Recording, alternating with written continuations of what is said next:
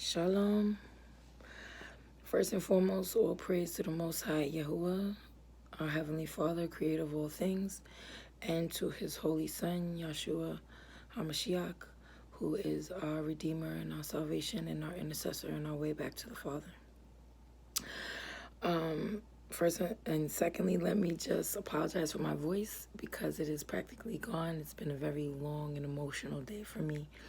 But I did just feel compelled to finally put this video process together, and y'all willing, it will be the first of many. The purpose of this video is for my testimony. Okay, so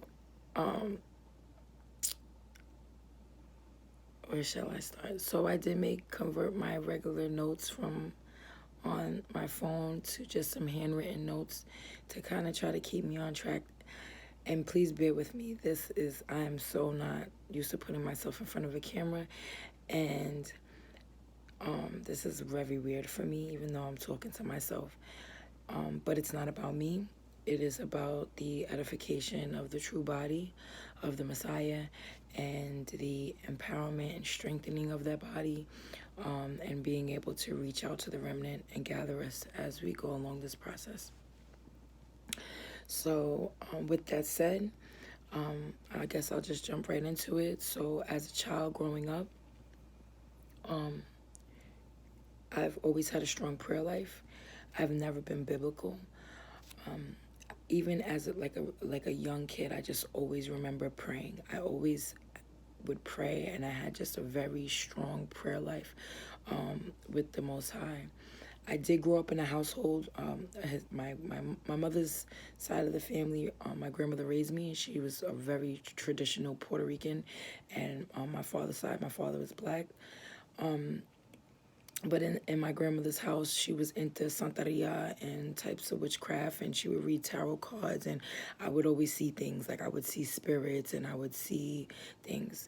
When I turned like 14, 15 years old, my mother had passed away, and I had saw something. I was wanting to see her so bad, and I had saw something, and I remember I dropped to my knees, and I probably prayed for like 3 hours for the Father to take that gift from me, and that I would never see anything again. And I didn't. I never saw anything again after that. I only always would have feelings.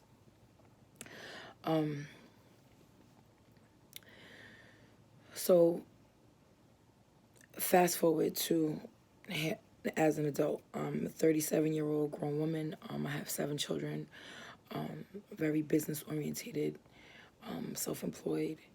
And despite though I've had a lot of tribulations and things in my life, always for overextending myself or just being maybe too selfless. Regardless of anything, my journey is my journey. I have no regrets. And at this point in my life, I know that everything that has happened thus far in my life has led me up into where I'm supposed to be right now.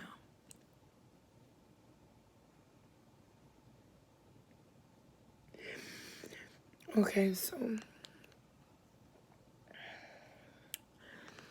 on June 11th, the evening of June 10th, I was at a business meeting. An incident happened that made me have to return home early and cut the meeting short. Me and my children, my family had already been going through something. It's been a rough year, really like a rough past 3 years, but this last year has been particularly trying for us, especially for me. Just trying to do what I gotta do. And I was at a meeting, and I had to cut the meeting short, of course. An incident happened, and I had to rush home to the kids. Upon returning and getting the kids settled and making sure everything was all right, I put them to sleep, I put them to bed, and then I just went in my room, and I cried.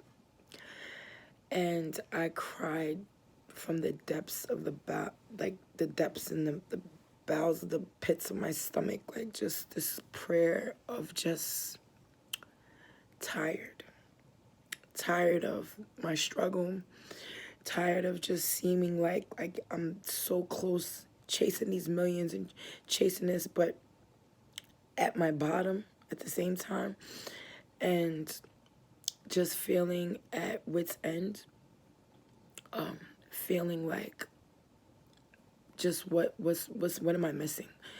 And immediately when I was finished praying, I felt this sense of victory and peace come over me. And my next reaction was to just reach out to a sister that I knew in faith. Mind you, I really haven't been, I've probably been to church at that point maybe 2 times in years. Like, though I've always been very spiritual. I've always just had a very strong prayer life. I always pray. I've always had reverence for the Father. I always include him in everything. I'm always, and so anyway, I reached out to my friend, and I said to her, at this point, I was still living in the lies and the paganism, and I said to her, God is so amazing, and I love that. I know that I could just randomly say that to you, and you get it. I said to her, for some reason, I feel like I need to build with you about something, but I'm not sure what it is. And she immediately had wrote me back, and she was like, are you awake? I'm coming upstairs. And I was like, yeah, I'm going to be up. So she came upstairs. Mind you, a couple of days before that, I saw her in passing, and she was like, I have to talk to you about something. And I'm like, and she was like, it's nothing bad. I got to talk to you. I was like, all right. But we never got to speak. And so this night, it was the night of the 10th, but by the time she came up, it was after midnight, so it was the 11th. And so she comes upstairs, and so she says to me, remember the other day I told you I had to talk to you? And I'm like, yeah. She's like, she was like, God gave me some words for you, and I want you to just be quiet and receive them. And I was like, okay. And then she was like, oh, I'm so emotional. This is crazy. The Spirit is moving in me. Serious. So she was like, I bet all your life you felt like you were different. I bet all your life you felt like you were always destined for more. There's more that you're supposed to be doing. You never really fit in. And I'm like, yeah, that's true. And she said, right. And she said, I bet that you always, she was like, and don't you see how now, she was like, everything that you're going through is for a reason. All the, the things that you've been going through is for a reason, because he's waiting for your yes. And I'm like, my yes, but I feel like I've been said yes. I feel like I said, I've given him my yes. And she's like, no, but you haven't. She's like, you keep trying to figure it out. You're always trying to figure it out. You're always doing this. Always, because I'm about my business. I'm always trying to take care of the kids. I just started 4 companies, 2 nonprofits, everything about empowering my people and the conscious movement. And I have a whole company in Sierra Leone for the children and the people that are suffering there. And I had a whole Black America movement with my Kingdom Bound Builders, helping to break the cycle for these young men. And